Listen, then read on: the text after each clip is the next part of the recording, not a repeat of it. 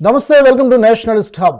దేశవ్యాప్తంగా ఉత్కంఠ రేపినటువంటి మహారాష్ట్ర, జార్ఖండ్ ఎన్నికల ప్రక్రియలో పోలింగ్ ప్రక్రియ అయితే ముగిసింది. ఎగ్జిట్ పోల్ సర్వే ఫలితాలు కూడా వెలువడ్డాయి. 23వ తారీఖున ఫలితాలు వెలువడబోతున్నాయి. అయితే ప్రస్తుతానికి రెండు రాష్ట్రాల ఎగ్జిట్ పోల్స్ ఫలితాల సర్వేలు చూస్తుంటే మాత్రం మహారాష్ట్రలో మెజారిటీ ఎగ్జిట్ పోల్ సర్వేలు మహాయుతికే పట్టం కట్టినట్టుగా చాలా స్పష్టంగా మనకు అర్థమవుతోంది. జార్ఖండ్లో కూడా దాదాపు అదే పరిస్థితి కనిపిస్తుంది. జార్ఖండ్లో కూడా బీజేపీకి ఎక్కువ సీట్లు వచ్చే అవకాశం ఉందనేది చాలా స్పష్టంగా అర్థమవుతోంది. అయితే అన్ని సమయాల్లో అన్ని సందర్భాల్లో ఎగ్జిట్ పోల్స్ చెప్పింది నిజం కాకపోవచ్చు, బట్ చాలా సందర్భాల్లో అదే జరుగుతోంది. సూటిగా సుత్తి లేకుండా ప్రముఖ సంస్థలు ఒక 5-6 సంస్థలు ఏమేం గణాంకాలు వెలువరించాయి ఎగ్జిట్ పోల్ సర్వే అనేది ముందుగా ఒక బ్రీఫ్గా ఇంట్రడక్షన్తో మొదలు పెడతాను. తర్వాత దీనిపైన ఎనాలిసిస్ని కాస్త లోతైనటువంటి ఎనాలిసిస్ని అందించడానికి ప్రసాద్ గారు జాయిన్ అవుతున్నారు నాతో, పేకేటి ప్రసాద్ గారు. ఆయన దగ్గరికి వెళ్ళే ముందు ఒకసారి బ్రీఫ్గా చూస్తాను. మహారాష్ట్రలో చూసుకుంటే మ్యాట్రిక్స్ సంస్థ బీజేపీకి అంటే మహాయుతి కూటమికి 150 నుంచి 170 సీట్లు వచ్చే అవకాశం ఉందని చెప్తుంది. అలాగే మహావికాస్ అఘాడికి 110 నుంచి 130, అలాగే ఇతరులకు 8 నుంచి 10 సీట్లు. సో చాలా స్పష్టంగా మహాయుతి గెలవడానికి ఛాన్స్ ఉన్నట్టుగా మ్యాట్రిక్స్ సంస్థ చెప్తుంది. అలాగే పీమార్క్ సంస్థ మహాయుతికి 137 నుంచి 157, మహావికాస్ అఘాడికి 126 నుంచి 146, అదర్స్కి 2 నుంచి 8. ఇక పీపుల్స్ పల్స్ ఏం చెబుతోంది? మహాయుతికి 182, చాలా క్రిస్టల్ క్లియర్ మెజారిటీ ఉన్నట్టుగా వచ్చే అవకాశం ఉన్నట్టు చెప్తుంది. ఎంబీఏ మహావికాస్ అఘాడికి 97. ఇలాగే మరికొన్ని సర్వేలు కూడా ఉన్నాయి, వాటి గురించి కూడా మాట్లాడదాం. జార్ఖండ్ గురించి కూడా చూద్దాం బ్రీఫ్గా. జార్ఖండ్కి సంబంధించి మొత్తం 81 సీట్లు, 81లో 41 మ్యాజిక్ ఫిగర్. సో ముందుగా మనం చూసుకుంటే పీపుల్స్ పల్స్ ఏం చెబుతుంది? బీజేపీకి 42 నుంచి 48, జేఎంఎంకి 16 నుంచి 23, కాంగ్రెస్కి 8 నుంచి 14. అలాగే చాణక్య స్ట్రాటజీస్ ఏం చెప్తుంది? ఎన్డీఏకి 45 నుంచి 50, ఇండీ కూటమికి 35 నుంచి 38. అలాగే టైమ్స్ నౌ జేవీసీ ఇది కూడా బీజేపీకి ఎక్కువ సీట్లు వచ్చే అవకాశం ఉందని చెప్తుంది. ఒక్క పీమార్క్ సంస్థ మాత్రం ఇండీ కూటమికి అంటే జేఎంఎంకి, కాంగ్రెస్ కూటమికి ఎక్కువ సీట్లే వచ్చే అవకాశం ఉందన్నట్టుగా చెబుతూ ఉన్నాయి. సో అక్కడ మాత్రం ఇండీ కూటమి 37 నుంచి 47 సీట్లు జేఎంఎం, కాంగ్రెస్ కలిపి గెలుచుకునే అవకాశం ఉందన్నట్టుగా ఆ సర్వే చెప్తుంది. ఆ ఒక్క సర్వే మినహాయిస్తే మిగతా అన్ని సర్వేలు కూడా బీజేపీకే ఎక్కువ సీట్లు గెలుచుకోవడానికి అవకాశం ఉందనేటువంటి ఫలితాలని వెలువరించాయి. అయితే ఈ ఎగ్జిట్ పోల్ సర్వే ఫలితాలకు సంబంధించి సమగ్రంగా విశ్లేషించడానికి నాతో అందుబాటులో ఉన్నారు పేకేటి ప్రసాద్ గారు. ప్రసాద్ గారు నమస్తే. నమస్కారం రాజు గారు. ప్రసాద్ గారు, మనకి అందుబాటులో సుమారుగా ఒక 5-6 సంస్థలు, చాలా సంస్థలు నిర్వహించే 5-6 సంస్థల ఎగ్జిట్ పోల్ సర్వే ఫలితాలు ఇవాళ వెలువడడం జరిగింది. మీ ఇనీషియల్ రిమార్క్స్ ఏంటి? ముందుగా మనం మహారాష్ట్రతో మొదలు పెడదాము. సూటిగా సుత్తు లేకుండా మహారాష్ట్ర గురించి మీ అబ్జర్వేషన్ ఏంటి? మనం ముందు కూడా మాట్లాడుకున్నాం సార్. మనము ఎగ్జిట్ పోల్స్ కంటే ముఖ్యమైనది ఏంటంటే ఓటర్ టర్న్అవుట్ ఎలా ఉందని చూసుకోవాలండి. మనకి దగ్గర 5 గంటలకి మనకి ఒక 59% ఓటింగ్ పర్సంటేజ్ అంటే అది మొత్తం ఒక 2-3% ఇంకా పెరిగే అవకాశం ఉంటుంది. సో దాన్ని బట్టి మనకి చూసుకుంటే ఓటర్ మొబిలైజేషన్ ఎంత తీవ్రంగా ఏం చేసినా సరే almost last time assembly election లో కూడా అంతే ఇంచుమించు జరిగింది అనమాట. సో ఇక్కడ మనకు వస్తున్న వివిధ రిపోర్ట్లు కానివ్వండి ఎలా ఉందంటే మహాయుతికి గెలిచే అవకాశాలు ఉన్నాయి. మహావికాస్ అఘాడి అది కూడా కొంచెం వెనుకంజలో ఉన్నట్టు వస్తున్నాయి అనమాట. సో ఆల్మోస్ట్ అన్ని సంస్థలు ఒకటే ఇండికేషన్ ఇచ్చింది. సో ఎగ్జాక్ట్ పోల్స్ కాకపోయినప్పటికీ అది ఒక రకమైన ఇండికేషన్ అనమాట. సో దాంతో పాటు ఏంటంటే కొన్ని మనకి గత అనుభవం ఏం జరిగిందంటే 2019లో మొత్తం ఎన్డీఏ గెలిచినప్పటికీ బీజేపీ ఫామ్ చేయలేకపోయింది గవర్నమెంట్ ని. అలాగే ఈసారి కూడా మనకు ఎలక్షన్ రిజల్ట్స్ వచ్చిన తర్వాత కానీ మనం ఏం చెప్పలేము పక్కాగా, ఎందుకంటే వీళ్ళు ఎవరు ఎలా మళ్ళీ సీఎం పదవి మాకు కావాలని పట్టుబడతారో ఏమున్నాయో మనకు తెలియదు అనమాట. ఒకవేళ ఇక్కడ యాక్చువల్లీ మహాయుతికి చూసుకుంటే ఏంటంటే వీళ్ళందరూ కరెక్ట్ గా సింక్ అయ్యారు. అంటే మన ఏక్నాథ్ షిండే గారు కానివ్వండి, ఎస్పెషల్లీ ఏక్నాథ్ షిండే గారికి స్ట్రాంగ్ కొంకణ్ రీజియన్, అజిత్ పవార్ గారికి కొంచెం స్ట్రాంగ్ ఉండేది వెస్టర్న్ మహారాష్ట్ర. సో బీజేపీ వచ్చేసరికి ఆల్మోస్ట్ అన్ని రీజియన్స్ లో చాలా స్ట్రాంగ్ గా ఉంది. ముంబై రీజియన్ లో చూసుకుంటే మనకి నాన్ మరాఠీ కొన్ని ఏరియాలు ఉన్నాయన్నమాట, దాంట్లో వాళ్ళు స్ట్రాంగ్ గా ఉన్నారు. మిగతాది మరాఠవాడలో ఇంకా విదర్భలో కూడా స్ట్రాంగ్ గా ఉన్నారు. సో వీళ్ళ ఎజెండా కూడా ఇప్పుడు మాజీ లాడ్కీ బెహెన్ యోజన కానివ్వండి, అవి కొంచెం అపీలింగ్ గా ఉన్నాయన్నమాట ఉమెన్ ఓటర్స్ కి. సో దాంతో పాటు ఏంటంటే కొన్ని ఇన్ఫ్రాస్ట్రక్చర్ ప్రాజెక్ట్స్ పెద్ద పెద్దవి ఏవైతే చేశారో అది కూడా కలిసి వచ్చే అవకాశం ఉంది. అలాగే నెరేటివ్ సెట్టింగ్ లో చూసుకునేసరికి బీజేపీ హిందుత్వ కానివ్వండి, నేషనలిజం కానివ్వండి, మిగతా వీర్ సావర్కర్ గారి గురించి కానివ్వండి, ఇది urban and semi urban voters కి బాగా అపీలింగ్ చేసేటట్టు ఉంది. సో దానికి ఏమైంది యాక్చువల్ చెప్పాలంటే, కొన్ని చోట్ల ఈ ఉలేమాలు ఇంకో వీళ్ళ ముస్లిం సంస్థలు ఏవైతే ఉన్నాయో వీళ్ళకి ఓట్లు వేయాలి, మన ఈ ఎంబీఏకి ఓట్లు వేయాలి అనడంతో ఇది రివర్స్ కన్సాలిడేషన్, హిందూ ఓట్లన్నీ ఇటు సైడ్ వచ్చే అవకాశం బాగా కనిపిస్తున్నాయి అనమాట.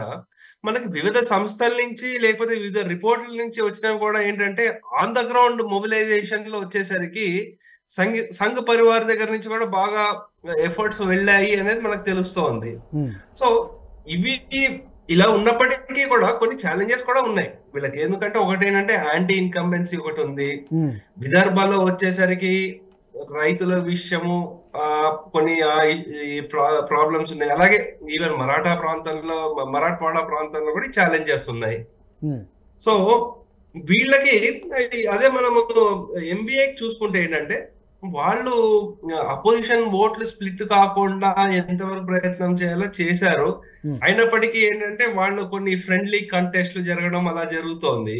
సో కొంచెం ఉద్ధవ్ ఠాకరే గారికి కొంచెం సింపతి కూడా ఉంది. అంటే కొంచెం ఆ ముంబై రీజియన్ లో ఇంకా బాల్ ఠాకరే గారి మొహం చూసి ఓట్లు వేసే వాళ్ళు కూడా కొంతమంది ఉన్నారు.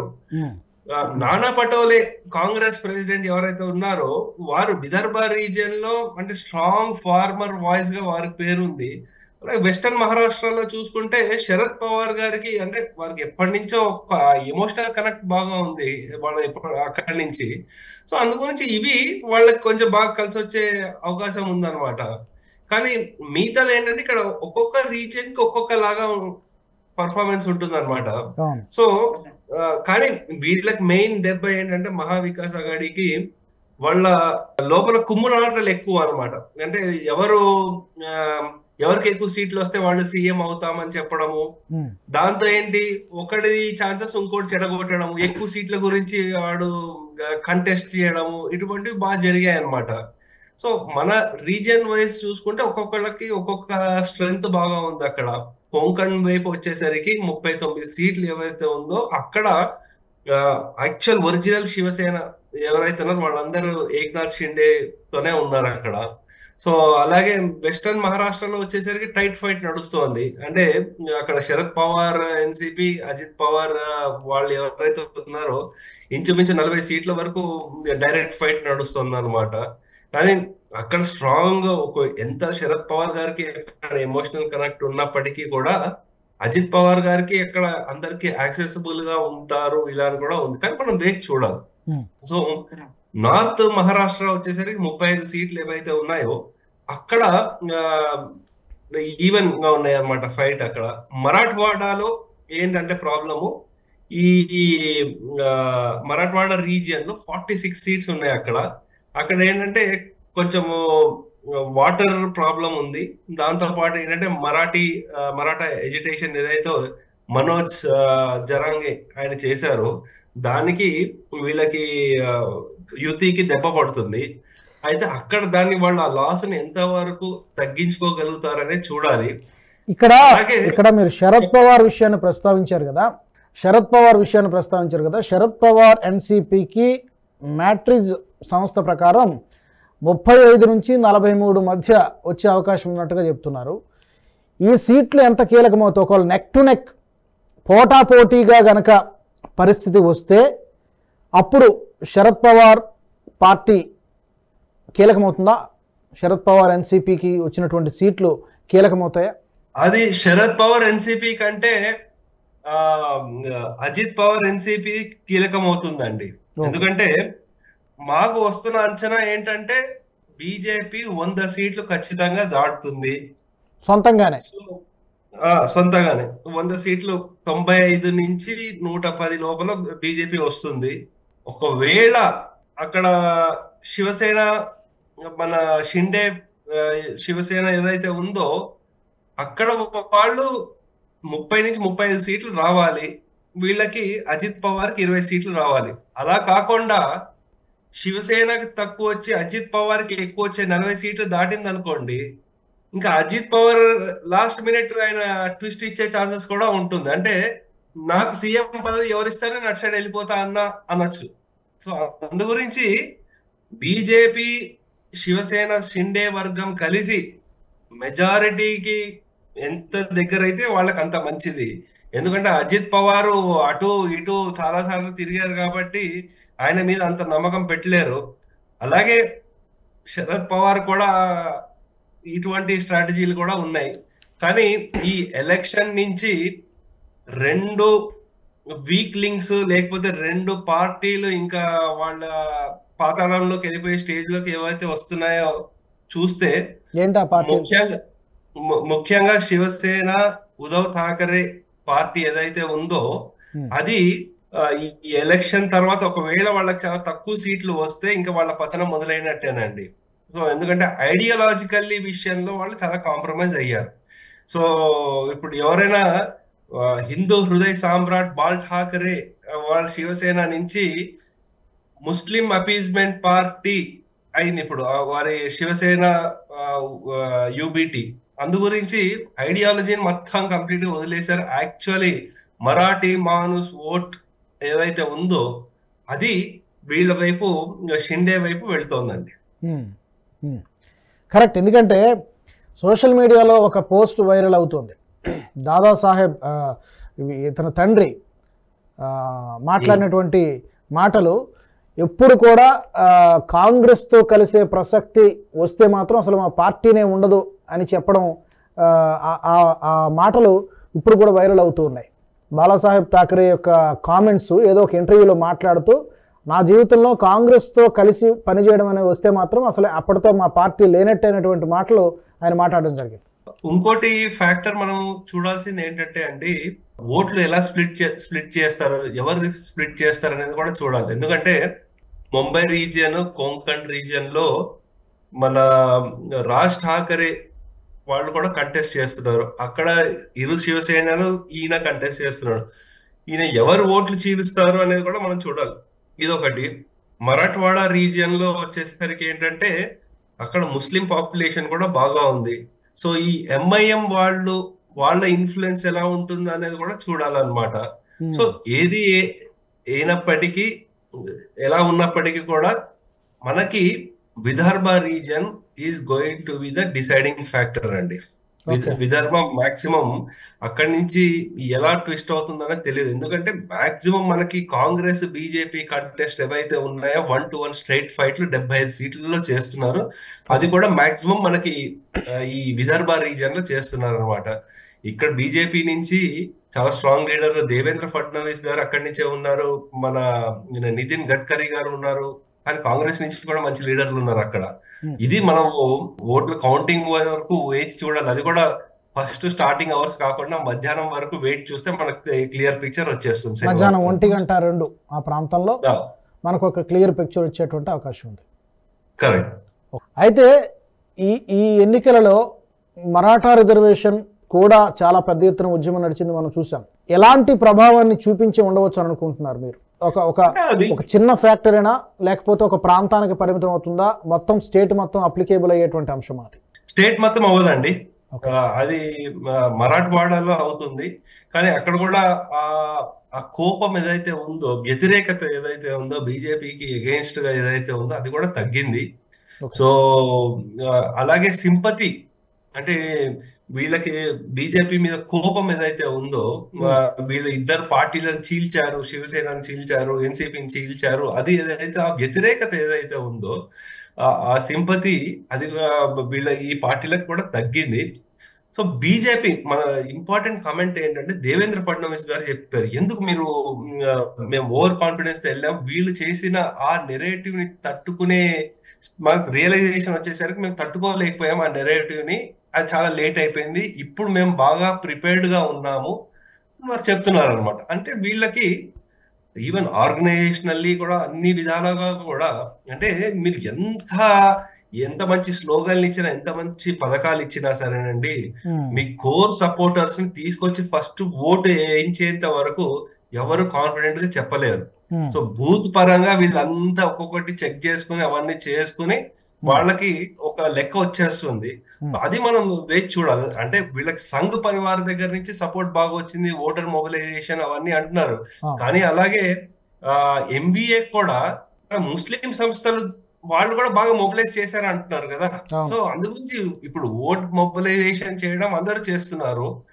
అక్కడ అంటే రీజన్ వైజ్ గా ఎవరు ఎంత బాగా చేస్తున్నారు అనేది మనం చూడాలన్నమాట. ఈ చిన్న చిన్న పార్టీలు ఏ మేరకు ఓట్లను చీల్చగలిగాయన్నది కూడా మనం ఇప్పుడు చెప్పలేం, ఆ రోజునే మనం చూడాల్సి ఉంటుంది. మీరు చెప్పినటువంటి ఈ నవనిర్మాణం కానివ్వండి, లేకపోతే ఎన్సీపీ 2 పార్టీలు చీలగడం కానివ్వండి, శివసేన 2 పార్టీలకు చీలడం కానివ్వండి, ఎంఐఎం పార్టీ కానీ, ఇవన్నీ కూడా ఏ మేరకు ఓట్లను చీల్చగలిగాయి, అది ఎవరికి ప్లస్ అయింది, ఎవరికి మైనస్ అయింది, ఈ లెక్కలన్నీ కూడా మనకి 23నే తెలుస్తాయి. అంతే కదా? అంతేనండి. ఇది 2/3 మెజారిటీ అలా వచ్చేది అయితే రాదు, ఇది సింపుల్ మెజారిటీ వస్తుంది. హంగ్ వచ్చే ఛాన్స్ ఉందా మీ అంచనా? మరి హంగ్ రాదండి. సో హంగ్ వచ్చే ఛాన్స్ లేదు ఇక్కడ, కానీ ఇది సింపుల్ మెజారిటీ వస్తుంది. హంగ్ వచ్చే అవకాశమే లేదు. బీజేపీ మాకు వచ్చిన సమాచారం ప్రకారము షిండే గారు దగ్గర దగ్గర 40 సీట్లు దాటితే కంపల్సరీ వారు మళ్ళీ సీఎం అవుతారు. ఆ అవకాశాలు బాగా కనిపిస్తున్నాయి. లేదు మరి ఘోరంగా 15 సీట్లు 20 సీట్లకే పరిమితం అయితే ఇంకేమైనా చేంజెస్ అవ్వచ్చు అక్కడ. లేకపోతే జార్ఖండ్ విషయానికి వద్దాం. జార్ఖండ్లో కూడా ఇందాక నీ మొదట్లోనే చదివినట్టుగా ఒక 5 సర్వేలు, మొత్తం 5-6 సర్వేలు వచ్చాయి. 5-6 సర్వేల్లో కూడా మ్యాక్సిమం సర్వేలు బీజేపీకే ఎక్కువ సీట్లు వస్తాయని చెప్తున్నారు. ఒక్క పీమార్క్ సర్వే ఒకటి మాత్రమే ఇండి కూటమి అంటే జేఎంఎంకి కాంగ్రెస్కి కలిపి ఎక్కువ సీట్లు, అంటే 37 నుంచి 47 వాళ్ళకి రావచ్చు. ఎన్డీఏకేమో 31 నుంచి 40 సీట్లు వచ్చేటువంటి అవకాశం ఉందని ఆ ఒక్క సర్వే మాత్రమే కాస్త భిన్నంగా ఉంది. మిగతా సర్వేలన్నీ కూడా బీజేపీకే ఎక్కువ ఛాన్స్ ఉన్నాయని చెప్తున్నారు. మీ అబ్జర్వేషన్ ఏంటి? జార్ఖండ్లో ఏం జరిగేటువంటి అవకాశం ఉంది? అంటే జార్ఖండ్లో అండి అందరూ 1 వే అని చెప్తున్నారు, కానీ అంత సింపుల్ కాదండి. అక్కడ ఏమవుతుందంటే ఓబీసీలు ఎవరైతే బీజేపీకి సపోర్ట్ చేసేవారు ఉన్నారో వాళ్ళలో ఒక పవర్ఫుల్ క్యాస్ట్ ఒకటి ఉంది, మహతో కాస్ట్ అని ఒకటి ఉన్నారనమాట. సో వాళ్ళకే ఒక రీజనల్ పార్టీ ఒకటి తయారైంది అక్కడ. జార్ఖండ్ లోక్ తాంత్రిక్ క్రాంతికారి మోర్చా అని ఒక పార్టీ తయారైంది అనమాట. వాళ్ళు ఎంతవరకు ఓట్లు స్ప్లిట్ చేస్తారు అనేది మనం చూడాలి. స్ట్రాటజీ పరంగా చూసుకుంటే హిమంత బిశ్వ శర్మ లేకపోతే శివరాజ్ సింగ్ చౌహాన్ గారిని వాళ్ళు డిప్లాయ్ చేశారు. అలాగే మిగతా వాళ్ళని కూడా చూసుకుంటే వాళ్ళ క్యాంపెయినింగ్ కూడా అంతే ఎలా ఉందంటే అక్కడ ఈ ముస్లిమ్స్ వాళ్ళందరూ మన బంగ్లాదేశ్ నుంచి వస్తున్న వాళ్ళు ఇల్లీగల్స్ ఎక్కువ అయిపోయారు, ఇటువలా నడిచింది అనమాట క్యాంపెయినింగ్. సో దాంతో మనం అది ఎంతవరకు నడుస్తుందని చూడాలి. కానీ వివిధ వర్గాలుగా చూసుకుంటే ఏంటంటే ఇక్కడ ఎస్సీలు ఎక్కువ మన ఎన్డీఏకే సపోర్ట్ చేసినా సరే క్రిస్టియన్ ఎస్టీలు ఎవరైతే ఉన్నారో వాళ్ళు ఐఎన్డిఏ ఎలియన్స్ వైపు వెళ్తున్నారు. సో మిగతాది ఈ మహతో అని ఎవరైతే ఉన్నారో వాళ్ళు యాక్చువల్ 60 ఎప్పుడు ఎన్డీఏకి వెళ్తారు, వాళ్ళు కొంచెం ఇటు సైడ్ షిఫ్ట్ అవుతున్నారు అనమాట. మిగతా కాస్ట్లన్నీ ఎవరైతే ఉన్నారో వాళ్ళందరూ ఎన్డీఏ వైపే ఉన్నారు. సో అందు గురించి ఇది అంత ఈజీగా చెప్పడం అయితే కుదరదు. దానికి ఏంటంటే మహారాష్ట్రలో ఉన్నంత ఈజీగా ఈక్వేషన్స్ ఇక్కడ ఉండకపోవచ్చు అని మీరు అంటున్నారా? మహారాష్ట్రలో కొంచెం స్పష్టంగానే ఉన్నట్టు కనబడుతుంది, అంత పెద్ద సంక్లిష్టంగా అంటే అట్లీస్ట్ ఇప్పటికీ ఉన్నట్టు కనిపించట్లేదు. బట్ ఇక్కడ అంత ఈజీగా ఉండకపోవచ్చా బీజేపీకి కూడా జార్ఖండ్ లో? అంటే ఇప్పుడు మనకి అన్ని ఇండికేషన్స్ చూపించేది మరి జార్ఖండ్ వైపు వీరికే చూపిస్తోంది, బీజేపీ లెడ్ ఎన్డీఏకి. సో అందు గురించి రావచ్చు, కానీ సింపుల్ మెజారిటీ రావచ్చు, కానీ ఇట్లా 2/3 మెజారిటీ అలా వచ్చే అవకాశాలు అయితే అనిపించట్లేదండి. సో నట్షల్ చివరిగా మనము ఇప్పటి వరకు వెలువడినటువంటి ఈ ఎగ్జిట్ పోల్ సర్వే ఫలితాలన్నింటినీ క్రోడీకరిస్తే గనక ఒక అంచనాగా మహారాష్ట్రలో 70-30 అనుకోవచ్చా? 70 మహాయుతికి విజయ అవకాశాలు, ఒక 30% మహావికాస్ అఘాడీకి ఉన్నాయనుకోవచ్చా? ఎస్, తప్పకుండా అండి. ఈవెన్ నేను 90% చెప్తారా?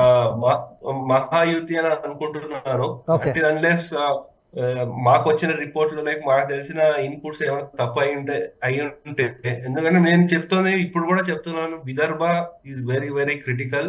గేమ్ విదర్భ చేంజర్ తర్వాత మరాఠవాడ, ఇవి డిసైడింగ్ ఫ్యాక్టర్స్ అన్నమాట. మహారాష్ట్ర. సో మీరు చాలా క్లియర్గా ఉన్నారు. And what else? జార్ఖండ్లో ఏంటి, మీరు 50-50 చెప్తారా లేకపోతే 60-40 చెప్తారా ఛాన్సెస్? 60-40 అండి. నేను ఇందాక చెప్పిన ఆ ఇంకో పార్టీ ఎవరైతే ఉన్నారో వాళ్ళు ఓట్లు ఎలా స్ప్లిట్ చేస్తారు, ఎంత స్ప్లిట్ చేస్తారు అనేది కొంచెం దాని మీదే ఇంకా మనకి ఇంకా పూర్తి డీటెయిల్స్ రావాలి. సో కానీ ఇప్పుడు వస్తున్న ఇనిషియల్ రిపోర్ట్స్ ప్రకారం అవన్నీ చూసుకుంటే 60% ఎన్డీఏ గవర్నమెంట్ వచ్చే అవకాశం ఉంది. సో మిగతాది సోరెన్ ప్రభుత్వం మళ్ళీ సోరెన్ సీఎం అవుతారంటే కష్టం అనిపిస్తుంది నాకైతే. కష్టం అనిపిస్తుంది. బట్ అక్కడ కొంచెం టఫ్ కాంపిటీషన్ ఉంది ఇక్కడతో కంపేర్ చేసుకుంటే. ట్రైబల్ ఓట్లే అక్కడ కీలకమా లేకపోతే ఇంకేమైనా అదర్ ఫ్యాక్టర్స్ కూడా ఉండే అవకాశం ఉంది అక్కడ? జార్ఖండ్ లో వచ్చేసరికి మిగతా అంటే అక్కడ ఏంటంటే మామూలు ముందు నుంచి ఎస్టీలు లేకపోతే కన్వర్షన్ అయిపోయిన క్రిస్టియన్స్ చాలా కన్వర్ట్ అయిపోయారండి. సో వాళ్ళందరూ అటు సైడ్ వెళ్తున్నారు. సో దానికి తోడు ఈవెన్ జేఎంఎం కొంచెం కష్టపడినా సరే కాంగ్రెస్ క్యాంపెయినింగ్ అంత గొప్పగా లేదు, అంత బాగా జరగలేదు అని అంటున్నారు. సరే మళ్ళీ ఇక్కడ వచ్చిన ఇల్లీగల్ బంగ్లాదేశీస్ కి వీళ్ళు ఓటర్లు ఎలా చేశారు, ఏం మ్యానిపులేషన్ చేశారు, ఇటువంటి ఇన్ఫర్మేషన్స్ అవన్నీ యాక్చువల్ ఎలక్షన్స్ అయిన తర్వాత ఒక్కొక్క కాన్స్టిట్యున్సీలో ఎలా జరిగింది ఓటింగ్ అనేది చూసుకుంటే కానీ ఎవరు చెప్పలేరు అది. Okay, thank you so much Prasad గారు. చూద్దాం మరి 23వ తారీఖున మరోసారి మళ్ళీ మనం మాట్లాడుకుందాం. ఫలితాలు వచ్చిన తర్వాత అప్పుడు మనం బేరీజ్ వేసుకుందాం. ఈ ఎగ్జిట్ పోల్ సర్వే ఫలితాలు ఎంతవరకు మనకి అక్కడ రిఫ్లెక్ట్ అవుతాయి అనేది మళ్ళీ మనం 23వ తారీఖున రిజల్ట్ రోజున మళ్ళీ మాట్లాడుకుందాం. Thank you very much for joining us Prasad గారు. థ్యాంక్ యూ సార్, నమస్తే. మహారాష్ట్రలో చాలా స్పష్టంగా సర్వేలన్నీ కూడా మహాయుతికి పట్టం కడుతున్నాయి. జార్ఖండ్లో కూడా దాదాపుగా అదే పరిస్థితి కనిపిస్తోంది. కాకపోతే అనలిస్టులు చెప్తున్న దాని ప్రకారం మహారాష్ట్రలో ఉన్నంత ఈజీగా జార్ఖండ్లో పరిస్థితి ఉండకపోవచ్చు. కొంచెం neck to neck tough competition రెండింటి మధ్య ఉండేటువంటి అవకాశం ఉందని అంచనా వేస్తున్నారు. మరి చూడాలి 23వ తారీఖున ఎలాంటి ఫలితం వస్తుంది, ప్రజలు ఎవరికి పట్టం కట్టారు, ఎవరి వైపు మొగ్గు చూపారు అనేది. Will see again on 23rd. ఇవాళ ప్రత్యేక చర్చ మనస వాచ కర్మణ దేశహితం కోసం పనిచేస్తున్న నేషనలిస్ట్ హబ్ గ్రూప్ ఆఫ్ ఛానల్స్ను సబ్స్క్రైబ్ చేసుకోండి. జాతీయవాద జర్నలిజాన్ని ప్రోత్సహించండి. జై హింద్. ఈ వీడియో మీకు నచ్చినట్టయితే లైక్ చేయండి, 10 మందికి షేర్ చేయండి. అలాగే కామెంట్ల రూపంలో మీ అభిప్రాయాలను మాతో పంచుకోండి. Nationalist hub group of channels ను సబ్స్క్రైబ్ చేసుకుని తెలుగునాట జాతీయవాద జర్నలిజాన్ని ప్రోత్సహించండి. ఈ వీడియో కింద ఉన్న బెల్ ఐకాన్ పై క్లిక్ చేయడం మర్చిపోవద్దు.